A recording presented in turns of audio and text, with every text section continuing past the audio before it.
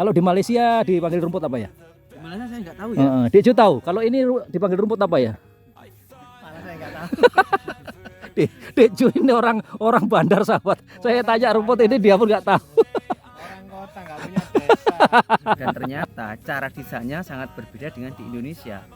Nah, alhasil saya di Indonesia ini belajar lagi. Iya. Tapi kan sudah mendapatkan apa ya, bisa dikatakan mendapatkan akar dari sana. Akar daripada Malaysia.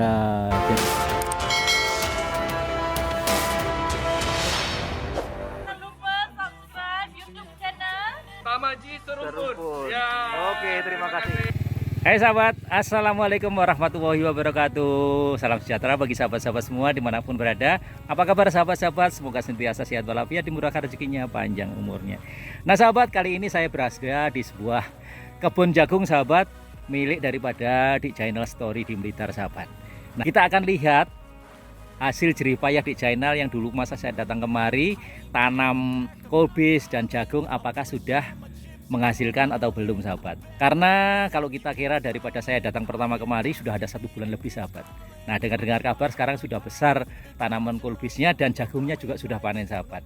Nah jom kita lihat bersama macam mana tanaman jagung dan kolbis di channel Story. Luar biasa sahabat, channel Story dari 7 tahun bekerja di Malaysia kini pulang dengan membawa ilmu dan modal untuk membangun kehidupan di kampung halaman. Malaysia bukan sekedar tempat mencari rezeki, tapi juga tempat menimba pengalaman berharga. Nah ini dulu sahabat, ini adalah sayur yang masa saya datang kemari dulu masih berupa tunas. Sekarang sudah besar ini sahabat dalam 1 bulan. Nah ini jagung ini semua sampai sana, ini juga tanaman di channel. Nah coba kita tanya, halo di channel gimana? Halo. Waduh nampaknya makin happy ini. Iya, Iya. baru panen. Baru panen ya. Pegang uang kita. akhirnya berbaloi ya kata orang Malaysia ya. Nah, yang dulu saya waktu kesini itu masih hijau ya. Ya, masih hijau lagi. Masih hijau lagi dan 1 bulan kemudian sudah menghasilkan ya. Ya, ini namanya tanaman tumpang sari macam ini. Oh, ini disebut tumpang sari. Jadi Yang di atas sudah panen, yang bawah sudah tumbuh lagi. Oh, makanya tadi saya heran, selalunya kalau orang panen jagung, bila sudah jagungnya masak akan dipotong sama batang-batangnya sekali. Rupanya di sini tak ya? Ya itu kalau petani tua, kalau petani muda kita mau mengambil keuntungan yang lebih banyak. Oh, jadi boleh cerita sedikit caranya gimana ini? Caranya gimana? Nah ini caranya geng, sebetulnya sudah agak lambat sedikit ya. Pasal tuh hari musim hujan. Jadi setelah sebelum ini panen, sebelum jagungnya panen, kita yang atas ya? Ya yang atas kita tanamin lagi ini. Oh. Cili. Jadi ditanami cili, tapi jagungnya tetap sekali panen. Ya. Oh, jagung ini apabila kenapa saya taruh di tepi-tepi sini? Sebab kalau kita panennya jagungnya biar tanaman yang baru tak terusik. Begitupun yang gubis ini pun nanti juga macam itu saya buat.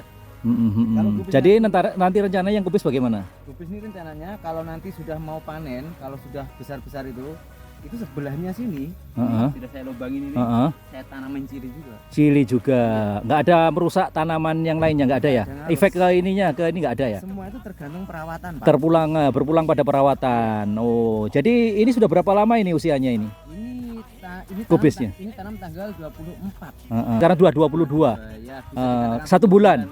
1 bulan ini sahabat sudah besar macam ini. Padahal dulu saya masa datang itu baru tunas ya. Jadi kira-kira prediksinya berapa lama boleh menghasilkan, boleh petik? Kalau ini jenis kubis yang agak lama ya, sebab ini yang besar. Jadi ini masanya mulai tanam sampai panen itu 80 sampai 90 hari. 2-3 bulan ya. Kalau yang biasa, yang gubis biasa, ini kan biasanya kan gubis impor. Oh ini jenis gubis impor. Ya, kalau yang gubis lokal itu 60 hari sudah panen. Karena impor jadi perlu kualitas yang bagus sehingga jarak tanamnya sampai panen juga memerlukan masa yang lebih lagi ya. Dan perawatannya juga lebih ekstra ya. Jadi channel ini termasuk power ini sahabat. Kenapa saya katakan power? Karena beliau tanam kubis ini baru first time ini sahabat. Maka dari itu Bapak tadi mau ke rumah saya agak lambat sedikit. Sebab saya urusin kubis ini dulu. Iya, jadi tadi rencananya kan saya jumpa sama di channel pukul 10 pagi, ternyata belum balik karena masih uruskan kubisnya ini. Jadi harus memerlukan perawatan yang ekstra baru nanti boleh menjadi ya. Boleh menjadi. Dan kemudian ini juga sebelahnya ini adalah jagung yang sudah selepas panen, dari di China. Nah, kenapa ini nggak dipotong sekali jagungnya ya?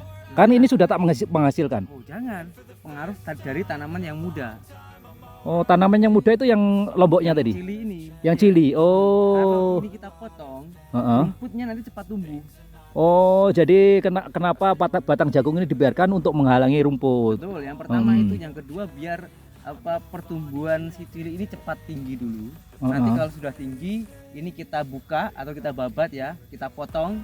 Nah, lepas itu tumbuhlah itu cabang-cabangnya. Cabang-cabangnya. Kalau langsung terbuka, nanti takutnya pendek sudah bercabang, hasilnya kurang maksimal. Nah, Dik Jainal boleh tahu cara seperti ini dapat gimana ceritanya? Apakah dulu sebelumnya ada pengalaman atau dapat motivasi atau dapat arahan atau ilmu dari orang lain? Dulu selama saya atau pernah di Malaysia gitu? Ya, saya bekerja di Malaysia itu, di sana kan saya di perkebunan ya.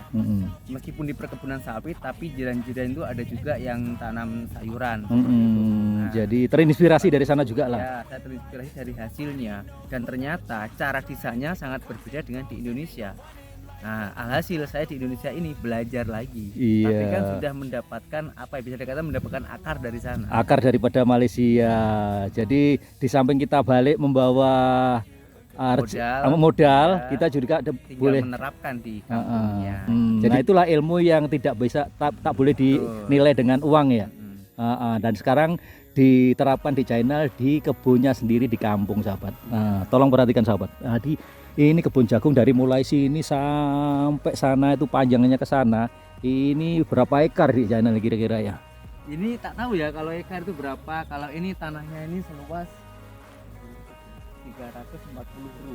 340 ru. Ya. Oh, kalau di Malaysia itu pakai ukuran ru ya? Kalau di Malaysia itu ukurannya ekar ataupun kaki. Di sini 1 ru itu 4 kali 4 meter. 4 kali 4 meter, iya betul. Beginilah Dik Jainal cara menguruskan tanaman jagungnya setelah pas panen.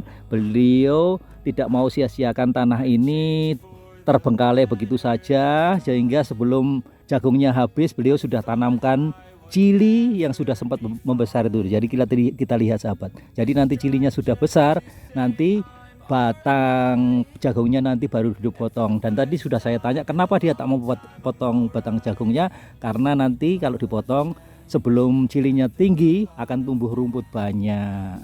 Begitu. Di sini tuh nggak ada yang kosong, tepi-tepi itu pun macam rumput. Nah, iya betul sahabat. Nah, ini juga menghasilkan sahabat.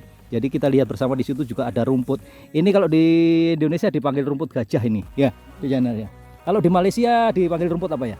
Di Malaysia saya nggak tahu ya. Dekju tahu. Kalau ini dipanggil rumput apa ya? Malah saya nggak tahu. Dekju ini orang bandar sahabat. Saya tanya rumput ini dia pun nggak tahu. Orang kota nggak punya desa. Istilah-istilah gini nggak tahu. Tapi Dekju, saya dapat informasi dari kawan saya di Malaysia, kata subserver kita lah. Nah, jadi ini namanya rumput napir. Rumput napir. Rumput napir ini. Jadi ini semua ditanam di China untuk bekal makan ternaknya di China, yang saat sekarang ini juga ternak kambing ya. Iya. Kalau misalnya kelebihan dijual juga. Tapi dulu masa saya pertama kali di sini ada nampak tanaman seperti kacang-kacang. Sekarang udah saya potong. Sudah saya tumbang, sudah saya bersihkan. Soalnya sudah sekalian panen dengan jagungnya sekali. Kalau dibiarkan takutnya nanti malah menimbulkan hama. Nah, terakhir di channel, kalau seandainya teman-teman kita baik yang daripada Malaysia nanti pulang ke Indonesia atau dari negara lain yang kebetulan nanti punya mimpi atau planning seperti Dik Jainal, usahakan sawah seperti ini, ada baik itu tanaman kolbis atau jagung, apa Dik Jainal sarankan kepada teman-teman kita yang nanti mau balik ke Indonesia selepas merantau daripada Malaysia atau negara lain? Oke, karena kita nggak tahu ya hobi ataupun bidang orang itu berbeda-beda ya. Kalau saya pribadi, karena saya sukanya itu di bidang pertanian dan juga peternakan. Jadi saya mendapatkan modal dari luar negara itu saya terapkan di Indonesia sesuai dengan kemampuan saya sendiri. Jadi kita tak payah bisa dikatakan nggak payah muluk-muluk lah. Orang kata kalau berniaga hasilnya lebih besar. Memang rezeki sudah diatur oleh Allah Subhanahu wa Ta'ala. Kita hanya diwajibkan untuk berusaha.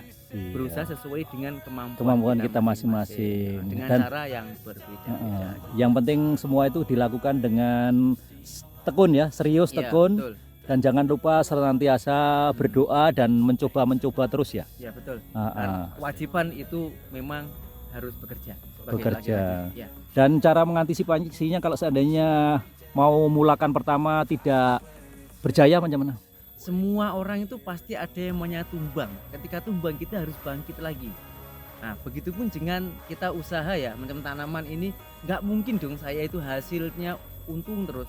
Pasti ada yang tanaman itu kurang bagus atau karena apa? Karena hama ataupun cuaca, tapi kita jangan menyerah. Misalnya contoh Nah saat seperti ini. ini Misalnya ada yang nggak tumbuh semua lah. macam ini, macam ini. Ini ada yang nggak tumbuh atau ada yang kecil macam ini. Tapi kita tetap rawat sama saja. Jadi seperti ini misalnya ada yang kecil Ya, seperti ini. ada yang kecil ini kita rawat saja. Itu kita rawat. Misalnya nanti kan ini yang besar, ini boleh ekspor ke luar negara, ke Singapura biasanya. Singapura.